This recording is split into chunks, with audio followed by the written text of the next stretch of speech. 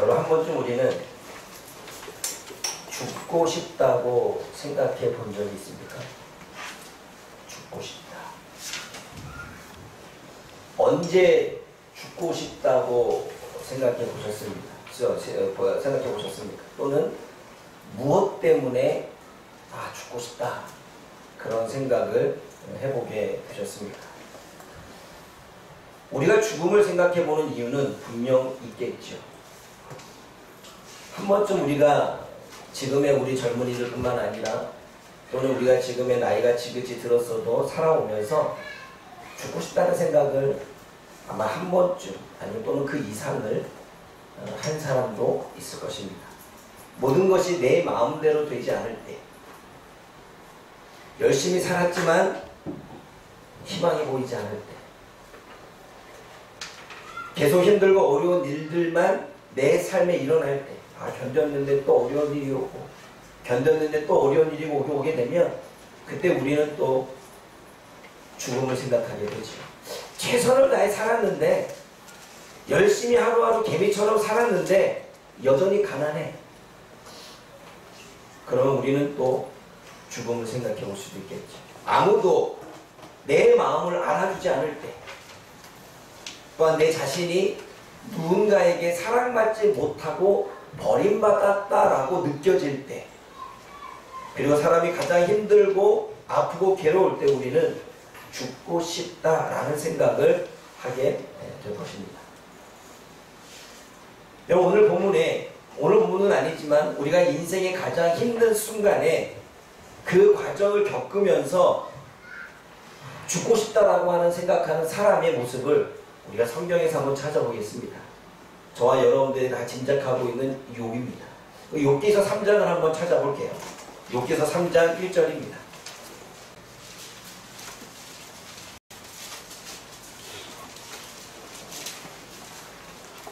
욥은 인생에 가장 힘들 때, 그 힘든 그 순간에 자녀도 잃고 집에 있는 모든 재산도 잃고 병까지 얻어서 주변의 사람들이 다 떠났을 때 그는 하나님 앞에 3장 1절에 뭐라고 이야기합니까? 3장 1절 읽어봅니다. 시작. 자신이 태어난 날을 저주합니다. 오늘 가져온 사람 생신이신데 저주하지 않죠? 네. 욥은 지금 자신이 태어난 날을 저주하고 있습니다. 자신의 생일을 저주합니다. 그러면서 입을 열면서 이야기합니다. 3절 말씀에 내가 태어난 날이 차라리 멸망했었더라면, 내가 태어난 날 그 날 자체가 없었더라면, 7절 말씀에 내가 그날 밤에 아이가 나지 못해 기쁨의 외침이 없었더라면, 그냥 내가 태어나서 주변 사람들이 기뻐하지 않았더라면, 10절 말씀에 내 어머니의 태 문을 닫아 환난을 보게 되지 않았으면 얼마나 좋았을 것을. 이 얘기는 건 뭐냐면, 내가 어머니의 태의 문을 열고 나오지 않았다면 내가 지금의 환난과 지금의 어려움을 겪지 않지 않았겠느냐. 11절에 내가 어머니 배에서 죽지 않았나, 내가 어머니 배에서 차라리 죽어 나왔더라면.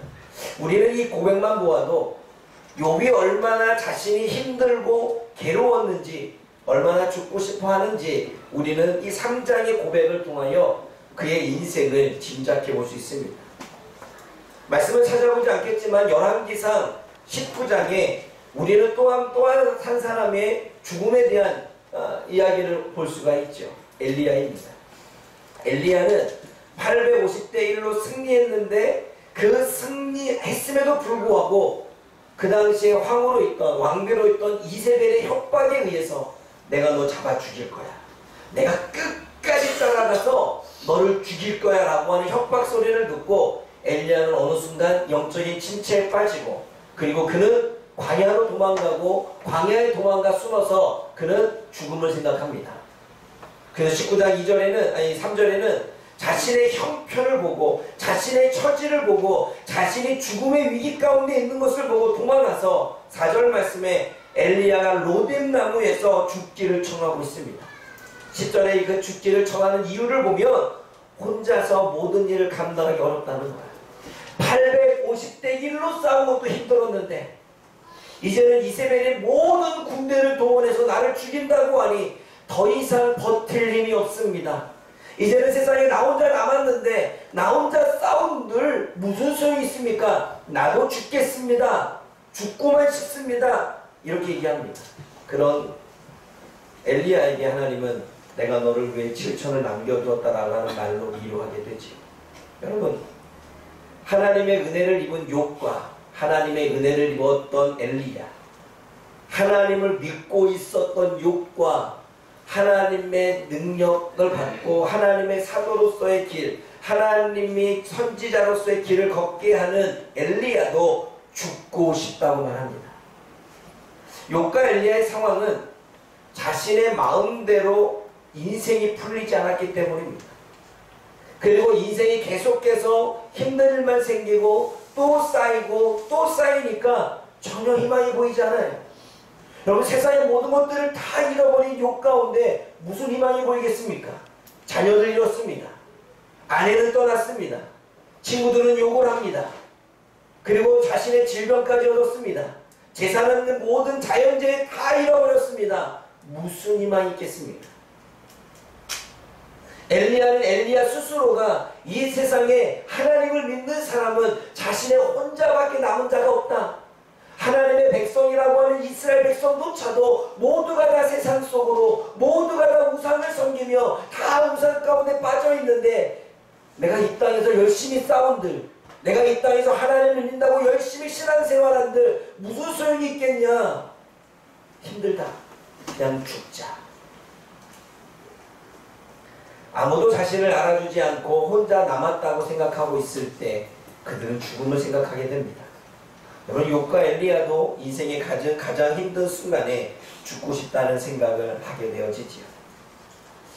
근데 여러분, 죽고 싶다고 생각하는 사람에게 하나님은 태어난 것이 은혜임을 말씀하고 있습니다. 하나님은 인생이 내 뜻대로 되지 않고 힘들고 어려운 인생을 살아가고 있지만 늘 순간이 고난이고 어려움이고 괴로움이고 내 뜻대로 되지 않고 내 마음대로 되지 않고 인생은 내가 원하는 대로 풀리지 않다 할지라도 태어난 것이 은혜라고 말씀하고 있습니다. 오늘 시편 21편 9절과 10절 말씀을 다시 한번 읽어보겠습니다. 시작. 오직 주께서 나를 고태에서 하시하시고 내 어머니의 젖을 먹을 때 의지하게 하셨느니라. 내가 날 때부터 주께 맡긴 바 되었고 무태에서 나올 때부터 주는 나의 하나님이 되셨나이다. 오늘 다윗의 고백은 그렇습니다. 내가 태어날 때부터 나는 하나님으로부터 태어났다라고 말합니다. 그리고 자신은 하나님께로부터 태어났을 뿐만 아니라 나는 태어나서 어머니의 젖을 먹을 때부터 나는 하나님은 나의 신뢰자, 신뢰할 만한 분이셨다라고 고백합니다. 그리고 태에서부터 나는 주님께로 던져졌는데 내 어머니 배로부터 당신은 나의 하나님이셨다라고 말합니다. 하나님이 나를 태어나게 했고 나는 태어나는 그 순간부터 하나님은 그래도 이 세상 누구보다도 신뢰하고 믿을 만한 분이었고 나는 하나님의 백성이었고 하나님은 나의 하나님이었다라고 고백합니다. 하나님이 자신을 버린 것 같은 고통을 느끼는 순간에도 다윗은 하나님이 자신의 신뢰자였고 하나님 되심을 고백합니다. 왜냐하면 22장 1절에 내 하나님 어찌하여 나를 버리십니까? 어찌하여 나를 멀리하여 돕지 아니하십니까? 내 신음소리가 들리지 아니하십니까? 라고 고백할 정도로 힘든 순간이었지만 그 힘든 순간 속에서도 나를 이 땅에 보내주신 하나님, 그럼에도 불구하고 그 하나님은 내가 신뢰할 만한 분이고 내가 이 땅에 고난을 당하고 어려움을 당하고 때로는 위기 가운데 있고 때로는 절망 가운데 있어도 그래도 그분은 나의 하나님이었다라고 지금 다윗은 고백하고 있습니다. 여러분, 왜 태어난 것이 은혜입니까?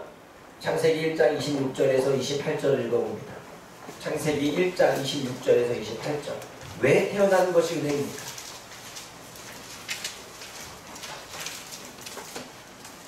함께 읽어봅니다. 시작. 하나님의 뜻에 우리의 형상을 따라 우리의 모양대로 우리가 사람을 만들고 그로 바다의 물고기와 하늘의 새와 가축과 되게 하자 하시고 하나님이 자기 형상 곧 하나님의 형상대로 사람을 창조하시되 남자와 여자를 창조하시고. 여러분, 왜 태어난 것이 은혜입니까? 목적을 가지고 태어났기 때문에 은혜입니다. 하나님이 사람을 창조하셨다는 것은 하나님은 사람을 이 땅에 보내셨다라는 이야기고, 하나님이 이 땅에 보내셨다는 것은 하나님은 계속해서 이 땅에 사람들을 태어나게 하셨다라는 뜻입니다. 하나님이 사람을 창조하시고 탄생하실 때에 분명한 목적을 주십니다. 그 목적은 생육하라, 번성하라, 땅에 충만하라, 땅을 정복하라 라고 하는 아담에게 주신 명령이지요. 이 최초의 이 말씀은 태초에 아담에게 주신 명령이지만, 아담이라고 하는 뜻은 이름이 아니라 명칭입니다. 모든 사람을 대표한 이름이 아담입니다. 히브리어의 아담은 사람을 이야기합니다. 그러므로 아담이라고 하는 것은 이 땅에 태어난 모든 사람들을 지칭하는 것입니다. 그 태초의 아담에게, 그 태초의 사람에게 주신 명령이, 이 땅에 태어난 명령이 생육하라, 번성하라, 땅에 충만하라, 땅을 정복하라라고 하는 분명한 목적을 주셨다는 것입니다. 이처럼 이 세상에 태어나는 존재들은 지금도 하나님께서 이 땅에 태어나도록 보내신 사람들은 이유 없이, 쓸모없이 태어나지 않는다는 것입니다. 하나님이 아담이라고 하는 사람을 이유 없이 창조하지 않은 것처럼, 하나님이 저와 여러분들을 이 땅에 태어나게 하실 때 이유 없이 태어나게 하시지 않은 것처럼, 지금도 수많은 영혼들이 태어나고 있는데 그 태어나는 탄생하는 아기들이 이 땅에 올 때에 이유 없이, 쓸모없이 태어나지 않게 하셨다는 것입니다. 하나님은 그 사람을 향한 분명한 목적 가운데 이 땅에 태어나게 하신다는 것입니다. 그 진리를 깨달았던 사람이 리고렌 목사이고, 그 리고렌 목사가 그 진리를 깨닫고 난 다음에 쓴 책이 목적을 이끄는 삶입니다. 물론 사도 바울도 그 진리를 깨닫고 많은 믿음의 백성들에게 설교합니다. 향방 없이 싸우지 마라. 향방 없이 달리지 마라. 우리는 이 땅에 분명한 목적이 있고 분명한 목적을 가지고 태어났기 때문에 어디로 갈지, 어느 방향으로 갈지 목적지 없이 좌지우지하지 말고 그 목적을 분명히 알고 살라라고 사도 바울도 고백을 합니다. 하나님은 성경의 많은 사람들, 성경에 나타나는 많은 인물들도 그 사람의 목적에 따라, 그 사람이 이 땅에 보내신 목적대로 하나님은 그들을 사용하셨습니다.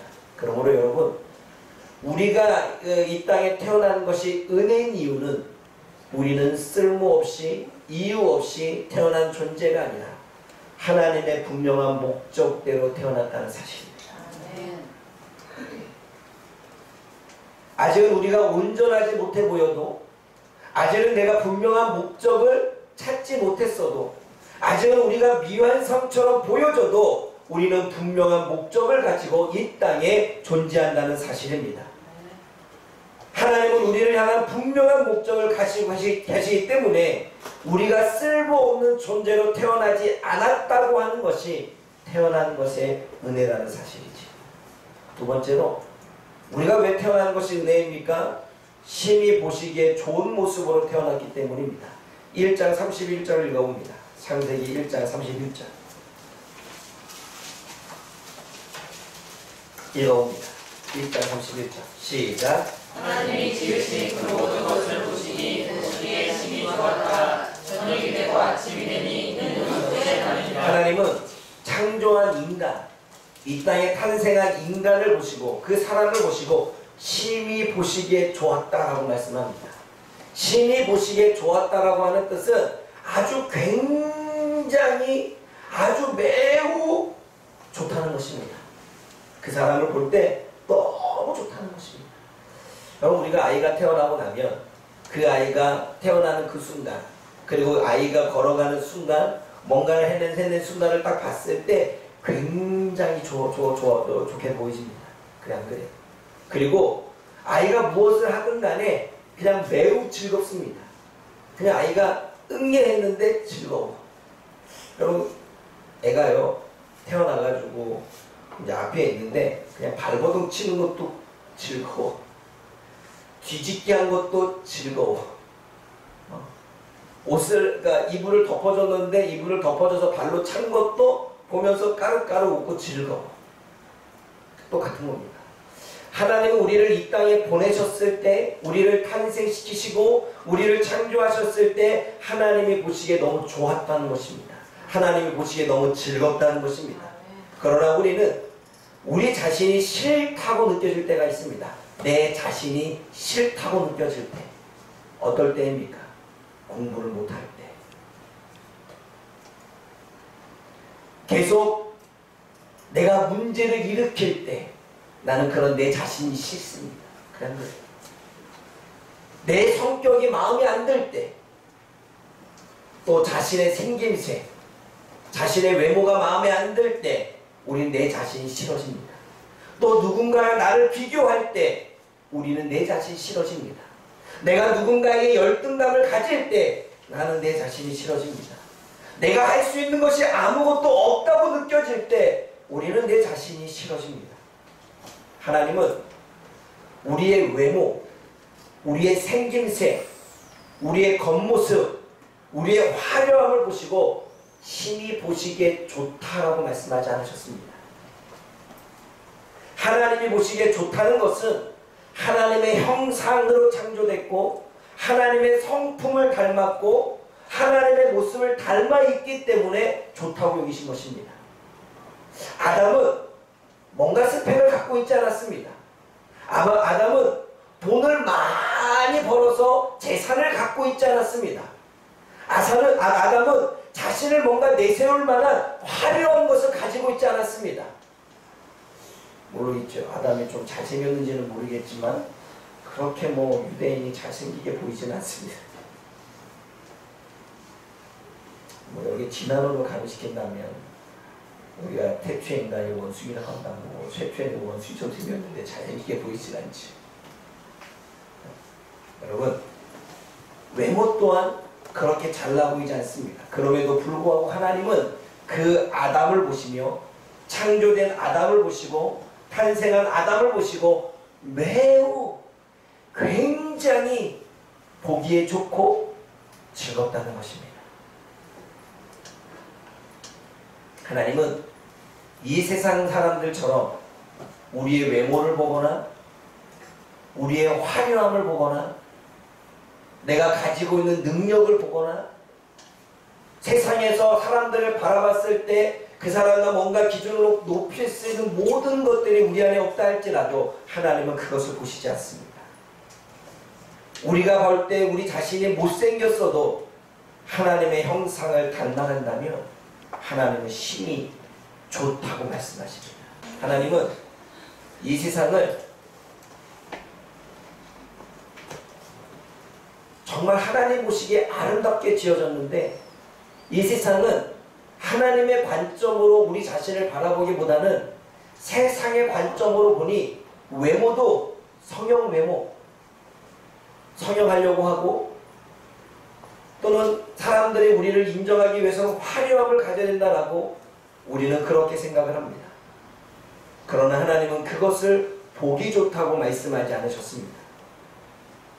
현재 하나님의 형상을 닮아가기 위해 노력하는 우리를 보시고 심히 좋다고 말씀하시는 것입니다. 우리는 태어났을 때 어린아이가 이제 8개월 되고 9개월 되고 한 10개월 정도 되면 이제 아장아장 기어서 걸어가려고 합니다.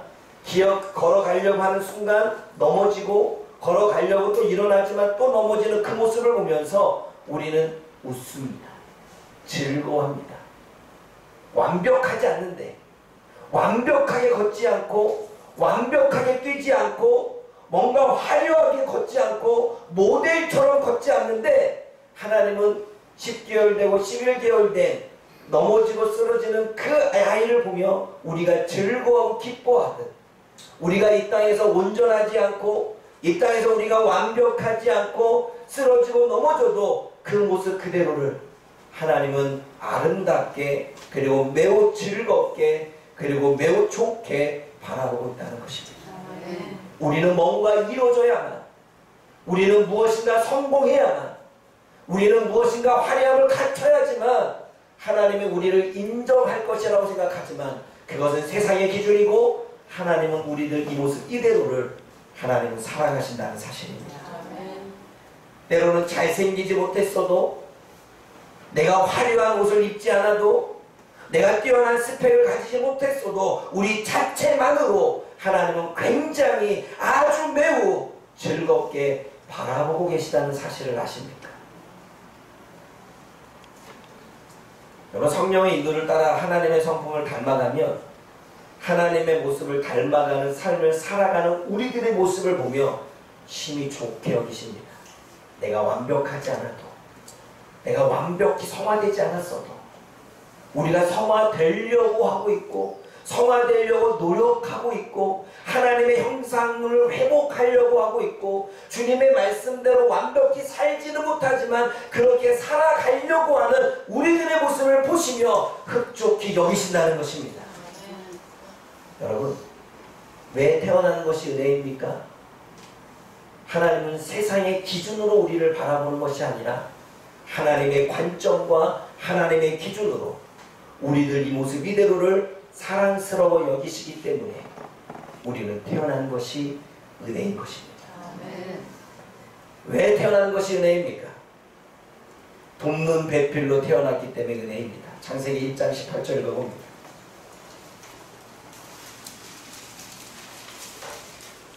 창세기 1장 18절 시작. 바다가 충만하게 하시고 비가 어둠을 나뉘게 하시니 하나님이 보시기에 좋았더라. 18절이 그거예요. 2장 18절 읽어봅니다. 시작. 여호와 하나님이 이르시되 사람이 혼자 사는 것이 좋지 아니하니 내가 그를 위하여 돕는 배필을 주리라. 아담이라고 하는 사람이, 이 남자라고 하는 사람이 혼자 태어나는 것이 좋지 않으니까 이쉬, 하와 또는 유씨라고 하는 히브리어는 여자입니다. 그러니까 남자 아담을 유씨, 하와 여자를 돕게 하기 위해서 창조했다고 말할게요. 여러분, 가끔 꿈이 없는 사람들을 보면 자신이 왜 태어났는지에 대한 의문을 갖습니다. 잘하는 것도 없고 태어나지 말았어야 했다고 생각하고 자신을 무가치하게 무능력하게 생각을 합니다. 자신이 무엇을 잘하는지 모르는 사람은 아무것도 할 수 없는 존재라고 생각을 합니다.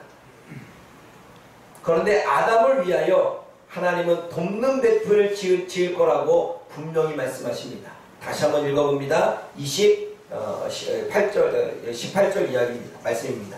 2장 18절 시작. 여호와 하나님이 이르시되 사람이 혼자 사는 것이 좋지 아니하니 내가 그를 위하여 돕는 배필을 지으리라 하시니라. 그러니까 여기 히브리어는 이거죠. 여호와 하나님이 이르시되 아담이라고 하는 뜻이 사람이니, 어떨 때는 아담으로 번역하고 어떨 때는 사람으로 번역하는 거죠. 혼자 사는 것이 좋지 못해 그를 위하여 돕는 배필을 지었다고 말씀하십니다. 여러분, 하나님은 모든 사람들을 위해 돕는 배필을 태어나게 하셨습니다. 모든 사람을 위해서 돕는 배필을 태어나게 하십니다. 나를 위해 돕는 배필을 지신 하나님은 나를 통해 누군가를 돕기 위해 우리를 태어나게 하셨다는 거예요. 나를 위해 돕는 배필을 태어나게 하셨다면 나를 통해 누군가를 돕기 위해 우리를 태어나게 하셨다는 것입니다. 여러분, 여기 있는 우리는 아무것도 할 수 없는 존재들이 아닙니다. 하나님은 저와 여러분들을 통해 많은 사람들을 돕기를 원하고 있죠. 태어나지 말아야 될 무가치한 존재들, 무능력한 존재들이 태어나는 것이 아닙니다. 하나님이 여기에 있는 한 사람 한 사람을 통해 누군가를 돕기 위해 태어나게 하셨다는 거예요. 그렇다면 보십시오. 우리는 무엇으로 다른 사람을 도울 수 있는 존재일까요?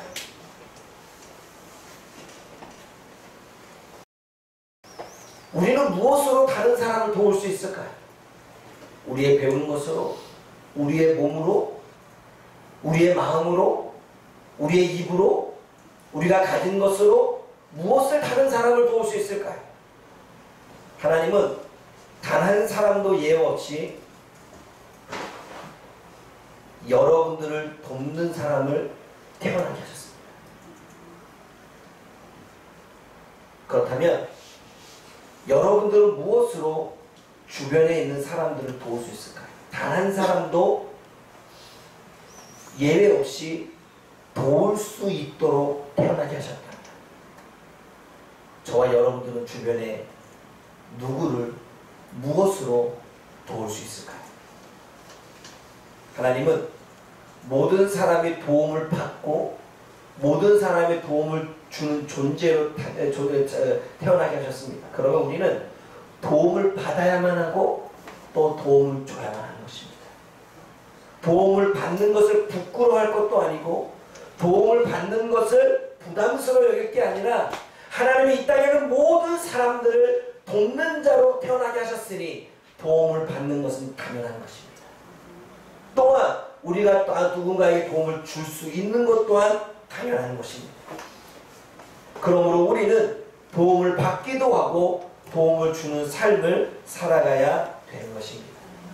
그렇다면 여러분 누군가로부터 여러분들은 도움을 받았습니까? 지금까지 살아오면서 10대는 10대대로 20대는 20대대로 30, 40, 50대는 50대대로 여러분들은 누군가로부터 도움을 받았습니까? 가족입니까? 가족 가운데서도 부모입니까? 선생님입니까? 친구들입니까? 동료들입니까? 누군가로부터 도움을 받았기에 우리는 지금까지 살아올 수가 있었습니다. 그렇다면 이제는 누군가를 위해서 어떠한 도움을 주시겠습니까? 도움을 받고 살아왔다면 이제는 우리도 돕는 배필로 창조되어졌으니 우리는 누군가를 위해 어떠한 도움을 주시겠습니까? 사랑하는 여러분, 우리가 태어난 것이 은혜인 것은 내가 무능력하고 무가치한 존재, 아무것도 할 수 없는 존재가 아니라 누군가를 도울 수 있는 존재로 이 땅에 태어났다는 사실입니다. 그것이 우리가 태어난 은혜인 것입니다. 사랑하는 여러분, 누가 뭐라 해도, 주변에 누가 뭐라 해도 내 생각과 내 마음속에 내 자신이 나에 대해서 뭐라고 해도 우리가 이 땅에 태어난 것이 은혜인 이유는 내 생각과 감정과 상관없이 하나님은 우리를 향한 분명한 목적을 가지고 있기 때문에 우리는 태어난 것이 은혜인 것입니다. 하나님은 세상의 기준과는 다르게 우리 모습 이대로를 심히 좋게 즐겁게 바라보시고 계시기 때문에 우리는 태어난 이유가 은혜인 것입니다. 사랑하는 여러분, 쓸모없는 존재가 아니라 쓸모 있는 존재입니다. 하나님은 우리를 통해 많은 사람들을 도울 수 있는 쓸모 있는 존재로 태어나게 하셨습니다.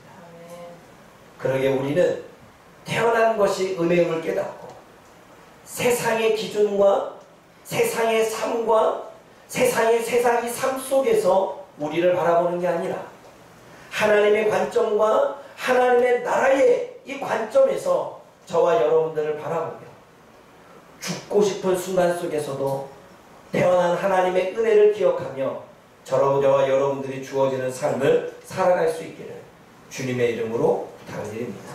기도하겠습니다. 사랑의 하나님 아버지, 감사합니다. 오늘도 우리가 이 땅에 태어난 분명한 이유를 깨닫고 그 태어난 것이 얼마나 우리에게 큰 은혜인지를 깨닫고 주어지는 삶을 감사함으로 기쁨으로 행복으로 살아갈 수 있는 우리가 되어질 수 있도록 성령 하나님 도와주옵소서. 예수님의 이름으로 감사하며 기도드립니다. 아멘.